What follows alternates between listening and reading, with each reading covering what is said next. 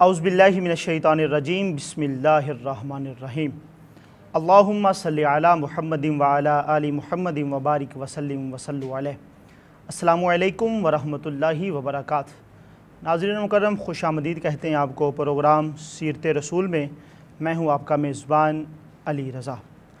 नाज़रीन मुकर्रम, हर हफ़्ते DMH news आपके लिए खूबसूरत सा प्रोग्राम लेके हाज़िर होते हैं हम सब, जिसमें हमारे पास एक स्कॉलर और सनाखान मुस्तफ़ा मौजूद होते हैं, जिनसे हम हुजूर की नाते भी सुनते हैं, अल्लाह रब्बुल इज़्ज़त के पाक कलाम की तिलावत भी सुनते हैं, और हर दफ़ा एक नए मौजू पर हम गुफ्तगू भी करते हैं, सवालों के जवाब लेते हैं।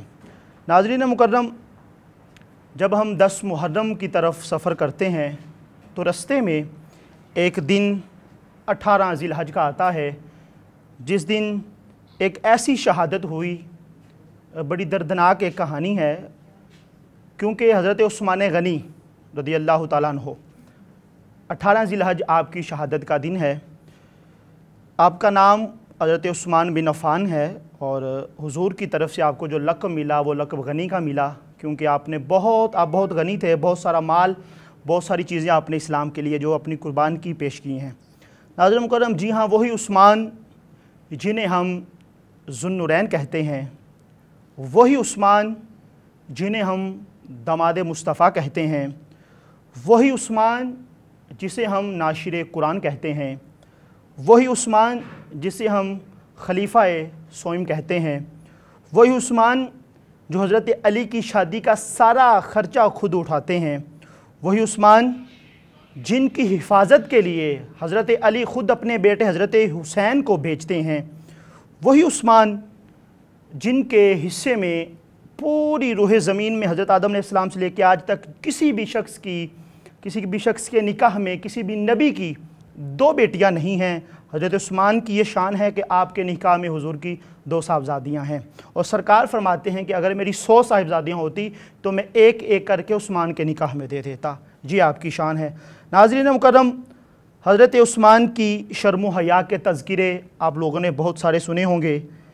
आपका इस्लाम कबूल करने से पहले और आपके इस्लाम के कबूल करने के बाद आपके बहुत सारे वाक़यात हैं, लेकिन बदकिस्मती के साथ इनकी मज़लूमियत को बयान नहीं किया गया। हर जगह पे आपकी सखावत, आपकी सीरत बताई जाती है, लेकिन इनकी दर्दनाक शहादत, इसका जो किस्सा है वो आवाम के सामने नहीं लाया जाता। नाज़रीन मुकर्रम, तारीख़ की चीखें निकल जाएं अगर हज़रत उस्मान की मज़लूमियत का ज़िक्र किया जाए। मैं कोई आलिम या ख़तीब तो नहीं, लेकिन मैं इतना जानता हूँ कि हज़रत उस्मान गनी वो मज़लूम थे जिनका 40 दिन तक पानी बंद किया गया। आज वो उस्मान पानी को तरस रहा है जो कभी उम्मत के लिए पानी के कुएं ख़रीदा करता था।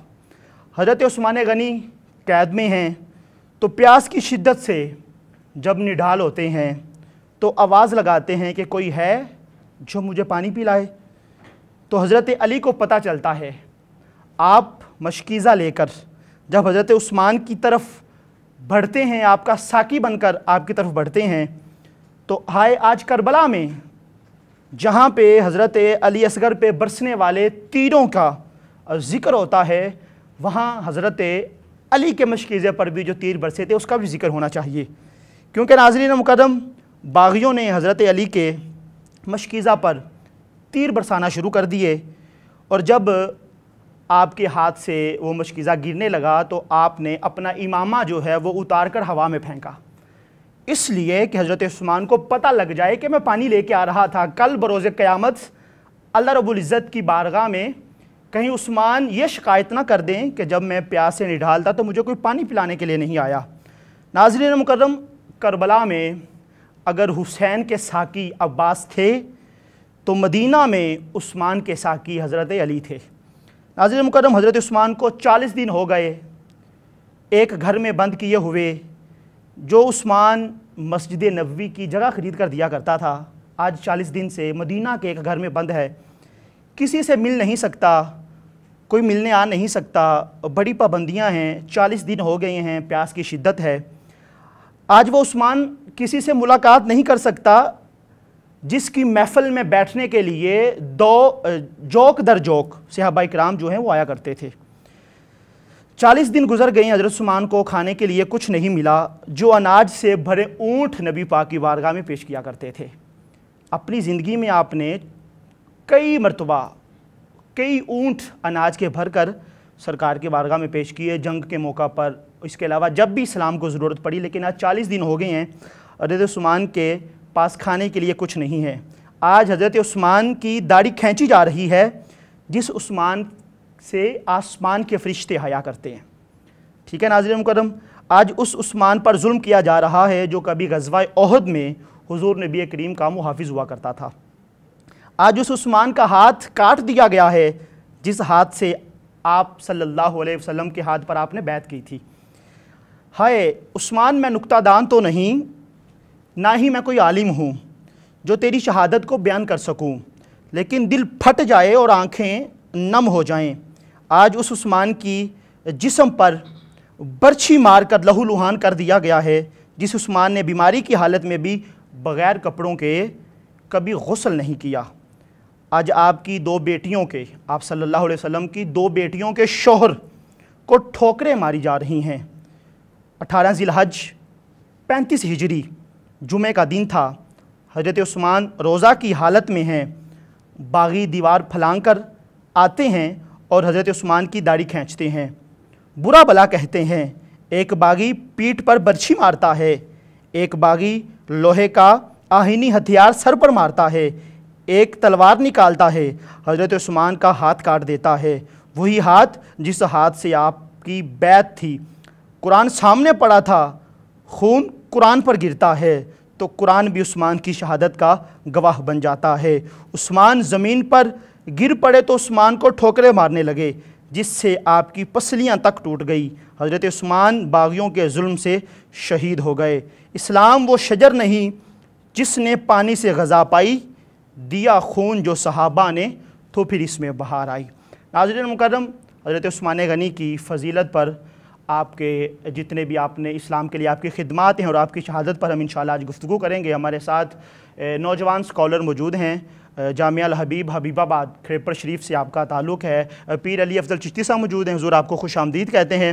اور ناظرین مکرم، میں آپ کو بتاتا چلوں، یہ جو ادارہ ہے جامعہ الحبیب، اس میں صرف یہ نہ کہیں کہ صرف ایک حفظ کی کلاس ہے، الحمدللہ اس میں نے اس کا وزٹ کیا ہے، الحمدللہ اس میں حفظ کی کلاسیں ہیں اور تجوید و قرات کی کلاسیں ہیں، درس نظامی ہے، دین کے ساتھ ساتھ دنیا کی تعلیم بھی ہے، اور بچوں کی تربیت پر تو بہت زیادہ کام کیا جاتا ہے، اور ہر سال کوئی نہ کوئی بچہ الحمدللہ اس ادارے کا جو ہے وہ ٹاپ کرتا ہے۔ یہ وہاں کے جو پیر صاحب ہیں، جناب پیر سائیں سردار حمد عالم قادری صاحب، آپ کا فیضان ہے، اور جتنے استاذہ وہاں پڑھا رہے ہیں ان کی محنت ہے، اس کے صدقے سے الحمدللہ یہ پوری دنیا میں الحمدللہ یہ مانا جاتا ہے، جانا جاتا ہے۔ وہاں سے ہمارے پاس اسکالر تشریف لائے ہیں، آپ کو حضور خوش آمدید کہتے ہیں، آپ کی تشریف آوری کا شکریہ۔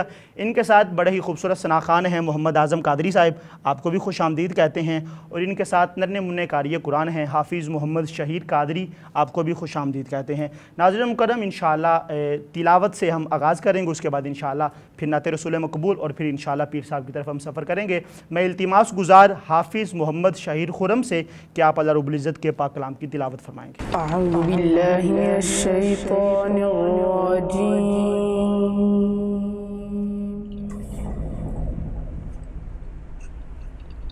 بسم اللہ الرحمن الرحیم،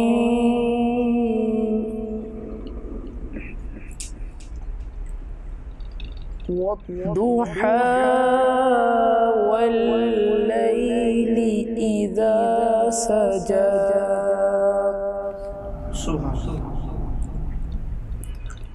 ما ودعك ربك وما قلى،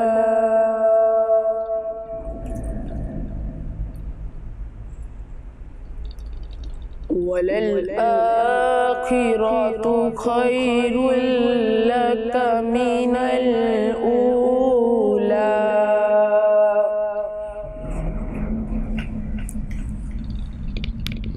ولسوف يعطيك ربك فترضى،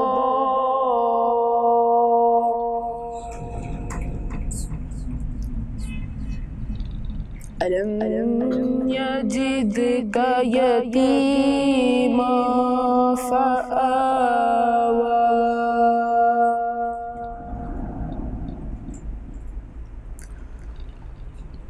ووجدك ضالا فهدى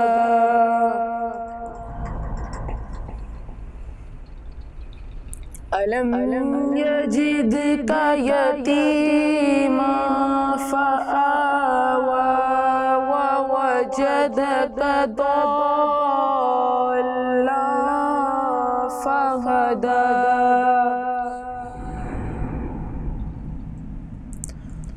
ووجدك عائلا فأغنى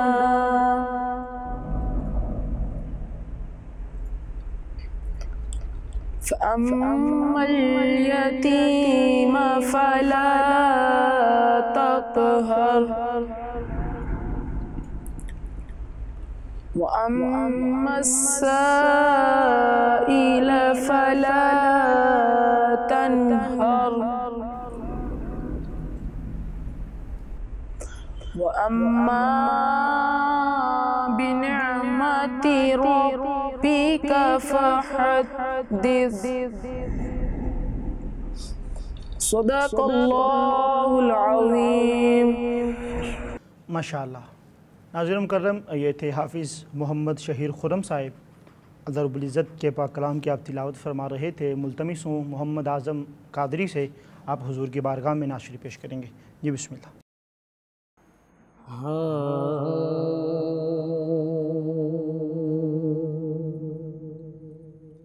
بے خود کے دیتے ہیں انداز حجابانا، بے خود کے دیتے ہیں انداز حجابانا، دل میں تجھے رکھ لوں جلوائے جانا، دل میں تجھے رکھ لوں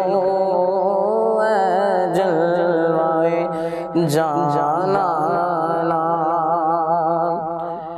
اتنا تو کرم کرنا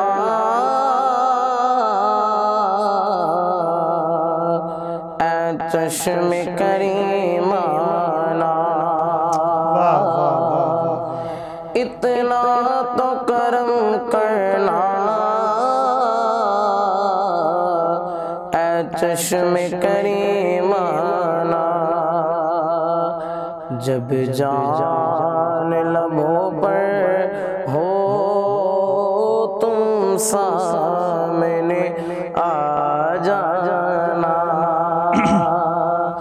جب جان لبوں پر ہو تم سامنے آ جانا، اب موت کی سختی تو برداشت نہیں ہوتی، اب موت کی سختی تو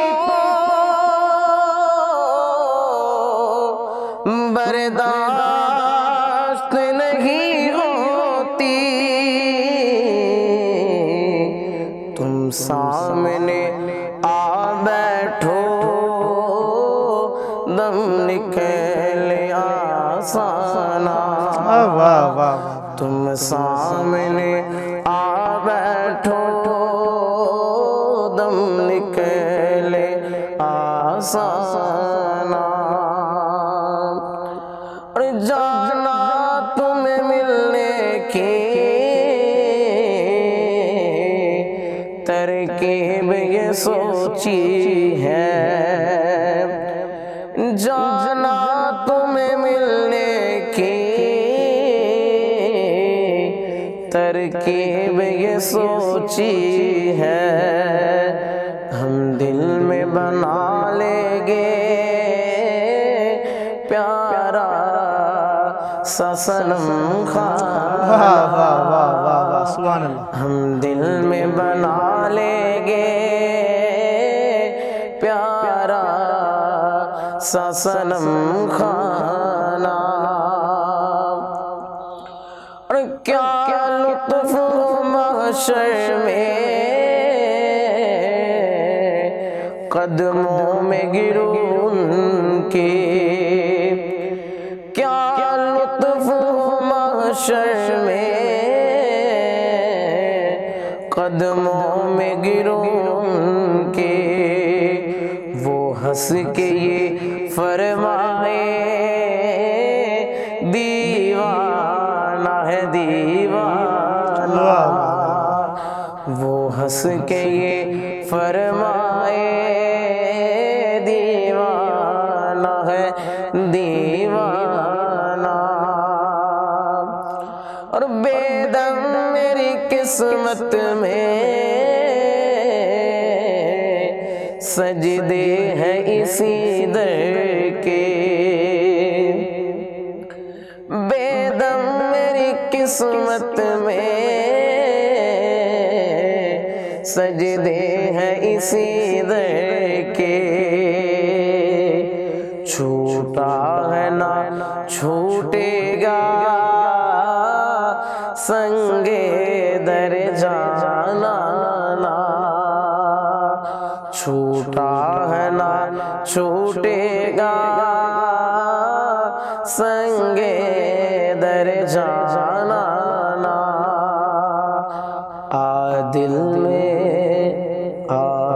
دل میں تجھے رکھ لوں اے جلوے جانا۔ واہ واہ، تو جو مل جائے تو بے شک مجھے جنت نہ ملے، تو جو مل جائے تو بے شک مجھے جنت نہ ملے، عشق کو اجر کے لالچ سے بچا رکھا ہے، اور خواب میں تو جو نظر آئے تو آنکھیں نہ کھلیں، آقا ہم نے مدت سے یہ منصوبہ بنا رکھا ہے، اور تو ملا ہے تو طلب مٹ گئی ہر نعمت کی، یا رسول اللہ تو ملا ہے تو طلب مٹ گئی ہر نعمت کی، طاق پر اب تو میرا دست دعا رکھا ہے۔ ایک مرتبہ حضرت عثمان غنی رضی اللہ تعالیٰ عنہ حضور کی بارگاہ میں حاضر ہوتے ہیں، یا رسول اللہ ایک مدت ہوئی آپ عثمان کے گھر تشریف نہیں لائے، سرکار فرماتے ہیں کیا چاہتے ہو؟ یا رسول اللہ دعوت لے کے آیا ہوں، اس کو قبول فرما لیں، میرے گھر آ کے آپ کھانا تناول فرمائیں۔ سرکار نے دعوت کو قبول کیا۔ جب سرکار اور عثمان حضرت عثمان غنی کے گھر جا رہے تھے، اب حضرت سرکار آگے آگے چل رہے ہیں، حضرت عثمان غنی پیچھے پیچھے چل رہے ہیں، اور سرکار کے قدم مبارک گن رہے ہیں۔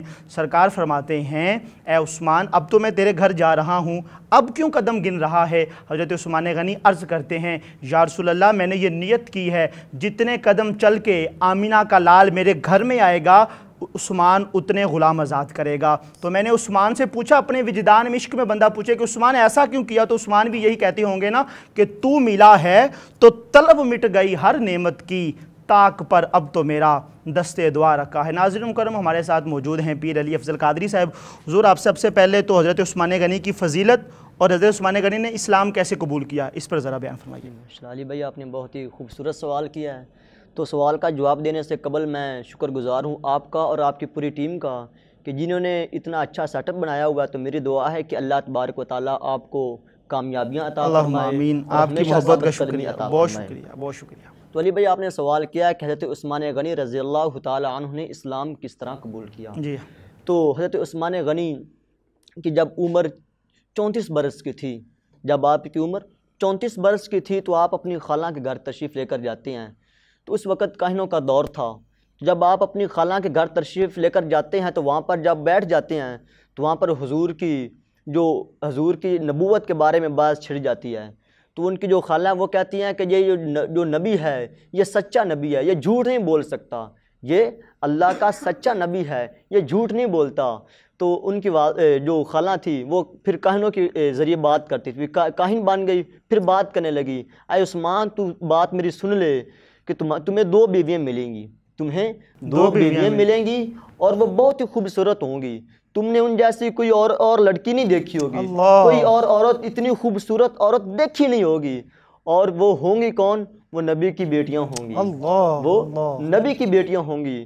تو پھر وہ حضرت عثمان غنی یہ ماجرا سنتے ہیں تو ان کا جو دوست تھا نا وہ حضرت ابوبکر صدیق اکبر ہے، سبحان اللہ۔ تو وہ اپنے دوست کے پاس جاتے ہیں تو حضرت ابوبکر صدیق اکبر نے اسلام قبول کیا ہوا تھا اس وقت صرف 3 لوگوں نے اسلام قبول کیا ہوا تھا، ایک حضرت خدیجہ رضی اللہ تعالی عنہ، اور ایک حضرت علی مولا مشکل کشا، اور ایک حضرت ابوبکر صدیق اکبر، اور چوتھے اسلام قبول کرنے والے مسلمان حضرت عثمان غنی رضی اللہ تعالیٰ عنہ ہیں۔ سبحان اللہ۔ تو انہوں نے جو یہ سارا معاملہ حضرت ابوبکر صدیق اکبر کے سامنے پیش کیا کہ تم میرا دوست ہے تو یہی معاملہ میرے ساتھ پیش آیا تو کیا کروں؟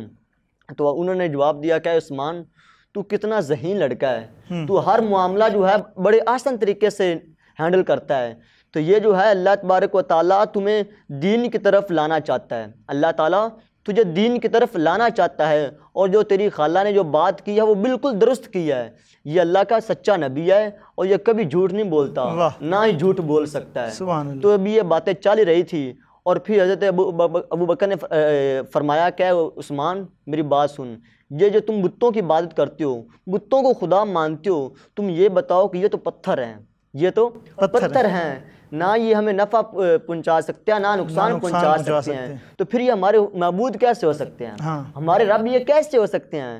تو حضرت عثمان نے کہا بالکل آپ نے درست فرما رہے ہیں، آپ کی بات تو بالکل درست ہے۔ تو پھر ابھی سوچ رہے تھے تو کملی والا سامنے سے گزرا اور ساتھ ہی مولا علی مشکل کشا بھی ہیں، تو تعظیماً حضرت ابوبکر صدیق اکبر کھڑے ہو گئے ہیں اور ساتھ ہی حضرت عثمان غنی بھی کھڑے ہو گئے ہیں۔ تو کملی والے نے فرمایا عثمان تم؟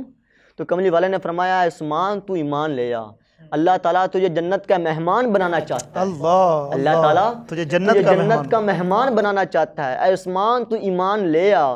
تو ابھی وہ سوچ رہا تھا تو پھر وہ کملی والے نے فرمایا لا الہ الا اللہ محمد رسول اللہ۔ جب کملی والے نے یہ ارشاد فرمایا تو ان کی جو سوچ تھی سب ختم ہو گئی، وہ فوراً مسلمان ہو گئے۔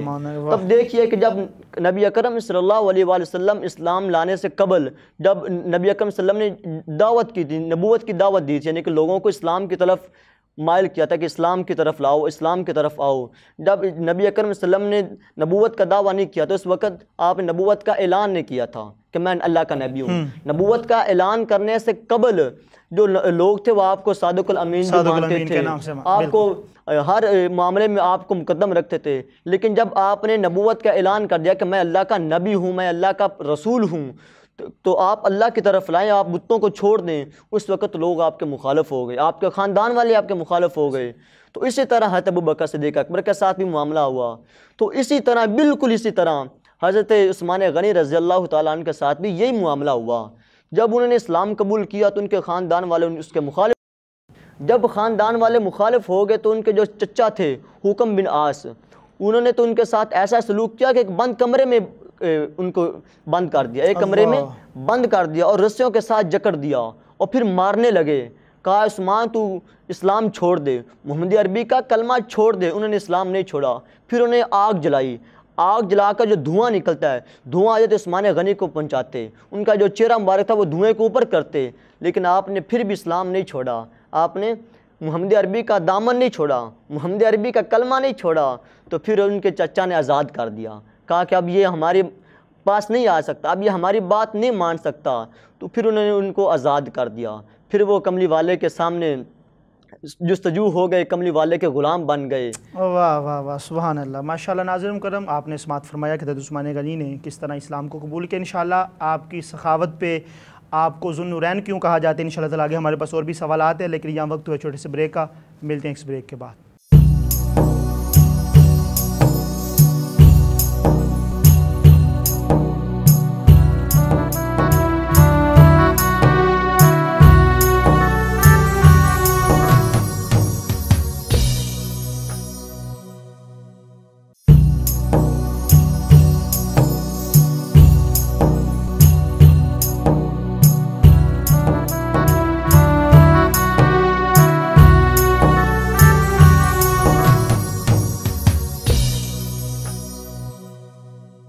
ویلکم بیک ناظرین، خیر مقدم میں آپ کا ایک دفعہ پھر سے پروگرام سیرت رسول میں۔ ناظرین مکرم، دوران وقفہ ہمیں ملک پاکستان کے بڑے ہی ممتاز و معروف ثناخوان محمد رحیم یار قادری صاحب آپ نے ہمیں جوائن کیا ہے، آپ کو خوش آمدید کہتے ہیں۔ السلام علیکم جی، کیسے ہیں آپ؟ ٹھیک ہیں، خیریت سے ہیں؟ تو سب سے پہلے میں آپ ہی سے التماس کروں گا کہ آج جو ہمارا موضوع ہے وہ حضرت عثمان غنی کی شان آپ کی فضیلت پر ہے، تو اس حوالہ سے کوئی بھی منقبت آپ کی اگر ہو جائے۔ ڈاکٹر محمد حسین رضوی صاحب، انہوں نے بڑا خوبصورت کلام لکھا، آپ کی نظر کرتا ہوں۔ بسم اللہ۔ شہرت ہے جہاں بھر میں واہ واہ۔ عثمان کی سخاوت کی شہرت ہے جہاں بھر میں، عثمان کی سخاوت کی اس شان خلافت کی، اس شان خلافت کی، اس کان مروت کی شہرت ہے جہاں بھر میں۔ جنت کو مدینے میں سرکار نے جب بیچا،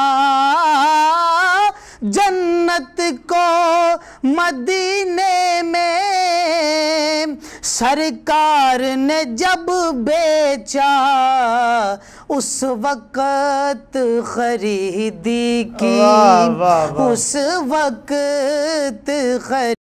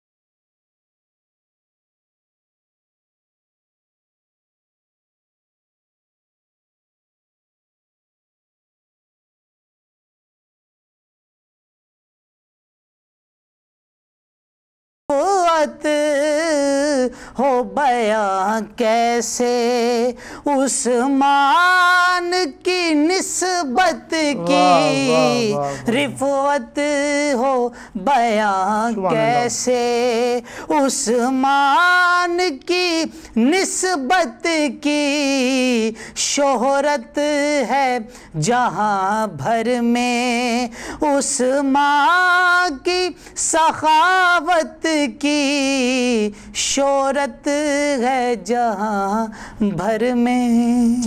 واہ واہ واہ، سبحان اللہ، ماشاءاللہ۔ ناظرین کرم، یہ تھے محمد رحیم یار قادری صاحب، بڑے خوبصورت انداز میں منقبت حضرت عثمان غنی آپ پیش فرما رہے تھے۔ علامہ صاحب، حضرت عثمان غنی کو ذو النورین اس لیے کہا جاتا ہے کہ حضور کی 2 صاحبزادیاں آپ کے نکاح میں ہیں، یہ لقب آپ کو اس لیے ملا گیا کہ 2 نور والے۔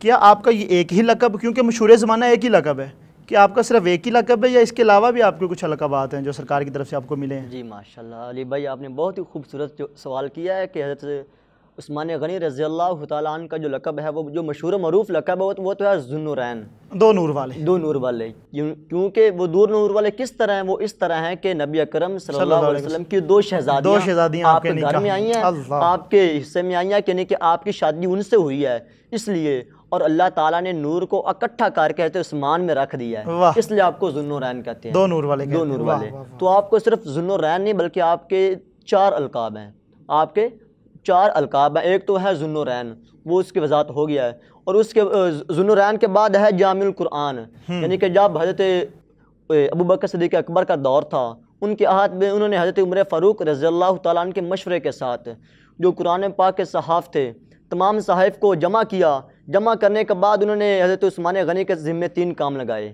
کہ آپ نے 3 کام کرنے آئے۔ یہ تو یہ کرنا ہے کہ تمام صحائف کو ایک مصحف میں جمع کرنا ہے، ٹھیک ہے، ایک تمام مصحف کو ایک مصحف میں جمع کرنا ہے، اور دوسرا یہ ہے کہ تمام اسلامی ممالک میں ان مشہور جو ممالک ہیں ان کے بڑے بڑے شہروں میں تقسیم کرنا ہے، بڑے بڑے شہروں میں تقسیم کرنا ہے، اور تیسرا کام یہ لگایا کہ جو لہجہ ہے وہ قریش والا ہو، پڑھنے کا لہجہ قریش والا ہو، اس لیے آپ کو جامع القرآن بھی کہتے ہیں، اور تیسرا جو ہے وہ ہے تیسرا ہے مجاہد الجیش العسرا، یعنی کہ حضرت عثمان غنی رضی اللہ تعالیٰ عنہ نے ایک غزوہ میں، غزوہ تبوک میں، جب لوگوں کی حالت بہت ہی خستہ حالت تھی، لوگ بہت ہی غریب تھے، بلکہ کھانے کے لیے کچھ نہ ملتا تھا، اس وقت حضرت عثمان غنی رضی اللہ تعالیٰ عنہ جو تھے وہ ایک قافلے میں تشریف فرما تھے، تو کملی والا جو تھا وہ جو صحابہ کرام تھے ان کو تبلیغ کر رہے تھے، قافلے کے جو ترتیب دے رہے تھے، قافلے کی ترغیب دے رہے تھے، تو حضرت عثمان غنی رضی اللہ تعالیٰ عنہ اٹھ کر کھڑے ہوئے،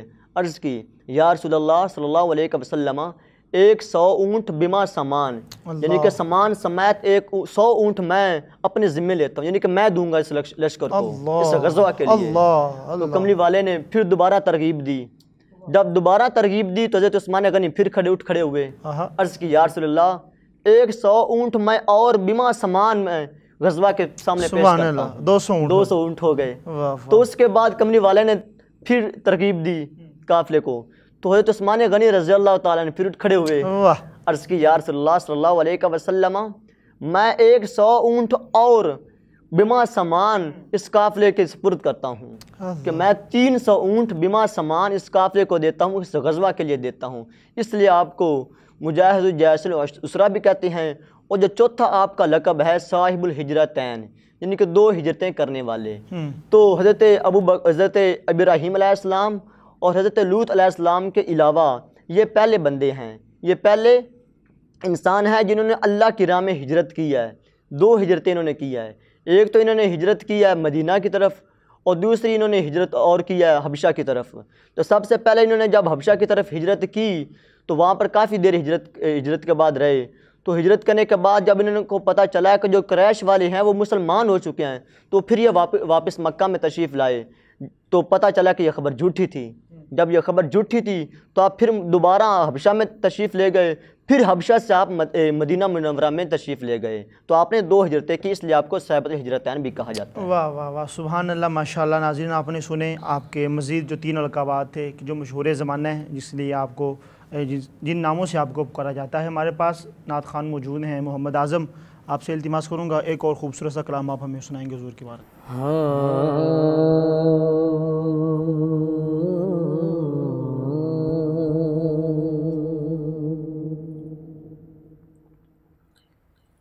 نسیمہ جانب بطحا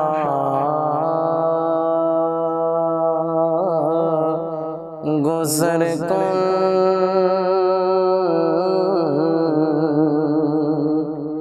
نسیمہ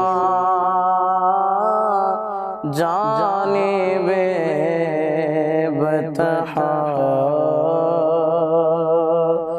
گزر کن،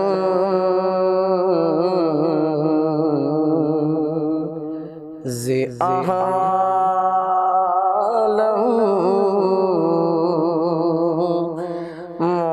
محمد را خبر کن، زی محمد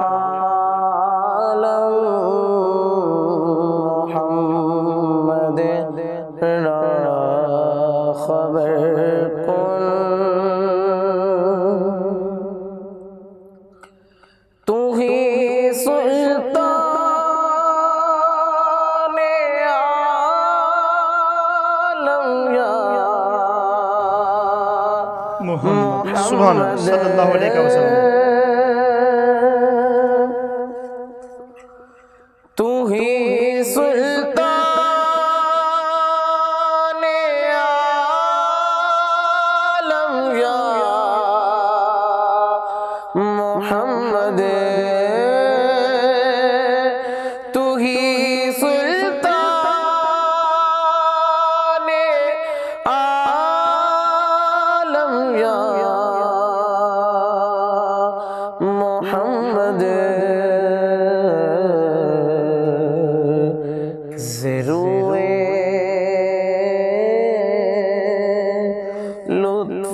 سوئے من نظر کن ضروئے لطف سوئے من نظر کن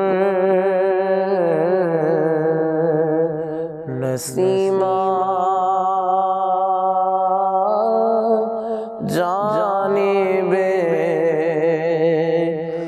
بطحا گزر کن زی عالم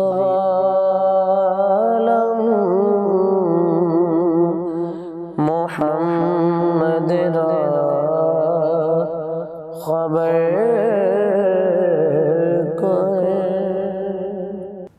سبحان اللہ، ماشاء اللہ۔ ناظم کرم، یہ تھے حافظ محمد اعظم صاحب، بڑے خوبصورت انداز میں نسیمہ جان بے بطحا گزر کن ز احوالم محمد را خبر کن۔ آپ نے وہ حضرت عبدالرحمن جامی والا واقعہ بھی پورا کوٹ کرنا مناسب نہیں ہے، وقت کے دامن میں اتنی گنجائش نہیں ہے کیونکہ یہ پروگرام ہے ناظرین مکرم۔ تو حضرت عبدالرحمن جامی کا واقعہ خاص میں صرف 2-4 جملے اس میں کوٹ کروں گا۔ جب آپ مدینہ پاک جا رہے تھے تو قافلے کا مدینہ پاک جا رہا تھا، اس قافلے کے سردار کو نبی کریم کی زیارت ہوتی ہے۔ سرکار فرماتے ہیں، اے قافلے کے سردار، تیرے قافلے میں ایک عبدالرحمن جامی شخص آ رہا ہے، سارا قافلہ مدینہ پاک آ جائے، جامی مدینہ پاک نہ آئے۔ اب جامی سے صبح پوچھا جاتا ہے تم میں جامی کون ہے؟ جامی یوں ہاتھ کھڑا کرتا ہے، میں جامی ہوں۔ کہا تو مدینہ پاک نہیں جا سکتا۔ اب جامی جو ہے صبح ہوتی ہے تو ایک بکریوں کا ریوڑ جو وہ بھی مدینہ پاک جا رہا ہوتا ہے قافلے میں۔ اب جامی اس بکریوں کے ریوڑ میں بکری کی طرح رینگتا ہوا مدینہ پاک جا رہا ہے۔ ساتھ ساتھ آپ نے وہ شعر سن رکھا ہوگا، میرا عشق وی رومی ورگا نہیں، میری جامی ورگی ٹور بھی نہیں۔ یہ اس ٹور کی بات ہو رہی ہے، میں قسم خدا دی کھانا وہاں آقا تیرے جیا کوئی اور بھی نہیں۔ اب دوسری رات ہوتی ہے، پھر قافلے کے سردار کو آقا کریم کی زیارت ہوتی ہے۔ سرکار فرماتے ہیں، قافلے کے سردار تجھے رات بھی بنا کیا ہے کہ جامی مدینہ پاک نہ آئے، وہ آ رہا ہے۔ اب جامی کو تلاش کیا جاتا ہے، بکریوں کے ریوڑ سے ملتا ہے جامی۔ اب صبح پھر روکا جاتا ہے تو جامی اپنے ساتھ والے کو کہتا ہے، یار یہ جو قافلے کا سردار ہے نا، یہ مجھے مدینہ پاک لے کے نہیں جانا چاہتا، تو اپنے سامان میں چھپا کے لے جا۔ اب جامی کو صندوق میں بند کیا جاتا ہے۔ جب یہ تڑپ لگی ہو نا مدینہ پاک حضور کے روزے پہ جانی ہے تو پھر یہ معاملات ہوتے ہیں۔ اب وہ صندوق سر پہ رکھا جاتا ہے، قافلہ پھر مدینہ پاک کی طرف رواں دواں ہوتا ہے۔ پھر تیسری رات ہوتی ہے، پھر قافلے کے سردار کو نبی کریم کی زیارت ہوتی ہے۔ سرکار فرماتے ہیں، اے قافلے کے سردار تجھے 2 دن سختی سے منع کیا ہے کہ جامی مدینہ پاک نہ آئے، وہ پھر آ رہا ہے۔ اب جامی کو تلاش کیا جاتا ہے تو جامی سامان سے ملتا ہے۔ اب سختی کے ساتھ سب کو منع کر دیا جاتا ہے کہ جامی مدینہ پاک نہیں جائے گا۔ اب سارا قافلہ مدینہ پاک پہنچ جاتا ہے۔ جامی جو ہے وہ صحرا میں بیٹھا رو رہا ہوتا ہے۔ صبح تہجد کا وقت ایک ہوا کا جھونکا آتا ہے۔ جامی کہتا ہے، اے ہوا، اے ٹھنڈی ہوا، جامی تو مدینہ پاک نہیں نہ جا سکتا، تو جا سکتی ہے نا، میرا سلام آقا کے قدموں میں دینا اور عرض کرنا کہ جامی تڑپ رہا ہے، جامی مچل رہا ہے۔ اب جامی نے یہ ہوا کو کہا تھا، نسیمہ جانب بطحا گزر کن ز احوالم محمد را خبر کن، وی چھوڑے دے میں صدمے روز جھلنا یا رسول اللہ، کراں دن رات میں بس تیریاں گلنا یا رسول اللہ۔ ان شارٹ کے جو ہے وہ قافلہ مدینہ پاک پہنچ جاتا ہے۔ اب جو قافلے کا سردار ہے وہ یوں ہاتھ باندھ کے آقا کریم کے روزے کے سامنے کھڑا ہوتا ہے اور عرض کرتا ہے کہ یا رسول اللہ، اب تو جامی مدینہ پاک نہیں آیا، اب تو مجھے بتا دیں کہ جامی کو کیوں روکا گیا؟ تو سرکار فرماتے ہیں، اے قافلے کے سردار، جامی جس محبت سے، جس عقیدت سے میری بارگاہ میں آ رہا تھا، آ جاتا، محبت کا تقاضا یہ ہونا تھا، مجھ محمد کو گنبد خضرا سے باہر نکل کے جامی کا استقبال کرنا پڑتا، سارا راز فاش ہو جاتا۔ آپ ایک خوبصورت سا کلام لکھ کے سرکار کی بارگاہ میں لے کے جا رہے تھے۔ سرکار فرماتے ہیں، اگر وہ کلام جامی یہاں آ کے پڑھ دیتا تو مجھ محمد کو گنبد خضرا سے باہر نکل کے جامی کا استقبال کرنا پڑتا۔ اور آج بھی ناظرین مکرم، جتنے احباب عمرہ حج کر آتے ہیں، ہم انہیں ملنے جاتے ہیں، ہم انہیں مبارکباد دیتے ہیں، لیکن وہ ہمیں پیارے اس لیے لگتے ہیں، وہ سرکار کے شہر سے ہو کر آئے ہوتے ہیں، لیکن ان کے اندر ایک غم چھپا ہوتا ہے۔ ان کا جو وہ غم ہے نا، وہ اس شعر میں مجھے یاد آ رہا ہے کہ نہ مت پوچھو کیسے رحمت کا زینہ چھوڑ آیا ہوں، مجھے رونے دو میں جنت کا خزینہ چھوڑ آیا ہوں، मुबारक दे रहे हो तुम मुझको हज्जो ज़ियारत की, अरे मेरा गम भी देखो मैं मदीना छोड़ आया हूँ, मेरा गम भी देखो मैं मदीना छोड़ आया हूँ। नाज़रीन मुकर्रम, हज़रत उस्मान गनी के आपकी फ़जीलत पर, आपकी शान पर बात हो रही है। वक्त के दामन में बहुत कम गुंजाइश है, मैं हज़रत उस्मान के अदब के हवाले से कुछ वज़ाहत चाहूँगा, उसके बाद इंशाल्लाह हम माइंड अप करते हैं। जी माशाअल्लाह। अली भाई, आपने सवाल किया है कि हज़रत उस्मान गनी रज़ी अल्लाह ताला अन्हु के अदब के हवाले से। तो हज़रत उस्मान गनी रज़ी अल्लाह ताला अन्हु का अदब भी बहुत कमाल का अदब। अल्लाह। एक मरतबा हज़रत उमर फ़ारूक रज़ी अल्लाह ताला अन्हु और हज़रत उस्मान गनी रज़ी अल्लाह ताला अन्हु, ये दोनों कमली वाले के किसी काम में मशगूल थे। नमाज असर का वक़्त हो गया, तो जब नमाज असर का वक़्त हुआ तो हज़रत उमर फ़ारूक रज़ी अल्लाह ताला अन्हु ने अर्ज़ की कि या उस्मान, आप आगे बढ़ें और इमामत करवाएं ताकि हम नमाज अदा कर लें। तो हज़रत उस्मान गनी रज़ी अल्लाह ताला अन्हु ने अर्ज़ की, मैं आगे नहीं बढ़ूँगा, मैं आपसे आगे नहीं बढ़ूँगा, क्योंकि मैंने ये कमली वाले को फरमाते हुए सुना है कि उमर कितना अच्छा इंसान है। अल्लाह। उमर कितना अच्छा इंसान है, और उमर की तारीफ़ मैंने कमली वाले के मुंह से सुनी है, और ये भी मैंने फरमाते हुए सुना है और दुआ करते हुए सुना है। कमली वाला ये उमर के लिए दुआ कर रहा था कि या अल्लाह ताला, ऐ मेरे बारी ताला, ऐ मेरे खुदा, उमर के ज़रिए दीन की तकमील फरमा, उमर के ज़रिए दीन की तकमील फरमा। तो हज़रत उमर फ़ारूक रज़ी अल्लाह ताला अन्हु ने अर्ज़ की, मैं आगे नहीं बढ़ूँगा, क्योंकि मैंने ये कमली वाले को फरमाते हुए सुना है कि जो फरिश्ते हैं वो भी हज़रत उस्मान का हया करते हैं। वाह वाह। अल्लाह ताला भी हज़रत उस्मान का हया करता है, इसलिए मैं आगे नहीं बढ़ूँगा। फिर वो मामला आ गया, तो हज़रत उस्मान गनी रज़ी अल्लाह ताला ने अर्ज़ की, मैं भी आगे नहीं बढ़ूँगा। फरमाया क्यों? आपने फरमाया मैं इसलिए आगे नहीं बढ़ूँगा कि कमली वाला फरमाता है कि जो उस उमर फ़ारूक है, हज़रत उमर फ़ारूक रज़ी अल्लाह ताला अन्हु हैं, वो तो जब रात का वक़्त होता है, जब लोग ख्वाब में सो रहे होते हैं, जब लोग ख्वाब देख रहे होते हैं, तो उस वक़्त हज़रत उमर फ़ारूक रज़ी अल्लाह ताला अन्हु बेवाओं की खबरगिरी करते हैं, यतीमों की खबरगिरी करते हैं, और उनके लिए उस वक़्त खाना लेकर जाते हैं जब लोग सो रहे होते हैं। जब लोग ख्वाबों में होते हैं तो हज़रत उमर फ़ारूक उस वक़्त उनके लिए खाने लेकर जा रहे होते हैं। तो हज़रत उमर उस्मान गनी ने अर्ज़ की, मैं भी आगे नहीं बढ़ूँगा। तो हज़रत उमर फ़ारूक ने फरमाया, नहीं, आप आगे हो जाएं, मैं पीछे होता हूँ, क्योंकि आप ज़िन्नो रैन हैं। कमली वाले की 2 शहज़ादियाँ आपके हिस्से में आई हैं, आपको ज़िन्नो रैन भी कहा जाता है, लिहाजा आप आगे हो जाएं। तो उन्होंने कहा, अर्ज़ की, नहीं, मैं भी आगे नहीं हूँगा। फिर मामला यही आ गया, तो हज़रत उस्मान गनी रज़ी अल्लाह ताला ने अर्ज़ की कि कमली वाले ने आपके लिए दुआ भी फरमाई है, और कमली वाले ने फरमाया कि उमर कितना अच्छा इंसान है, और उमर के ज़रिए अल्लाह ताला ने इंसानों को इज़्ज़त बख्शी है, उमर के ज़रिए इस्लाम की तकमील हुई है, इसलिए मैं आगे नहीं बढ़ूँगा। तो जब ये सारा मामला कमली वाले के सामने जाता है तो कमली वाला दोनों के लिए दुआ फरमाते हैं, और बहुत ही मुस्कुराते हैं, और इनके लिए दुआ फरमाते हैं। फरमाता है कि यार बारी ताला इनको और कामयाबियाँ अता फरमा। तो देखिए उनका अदब।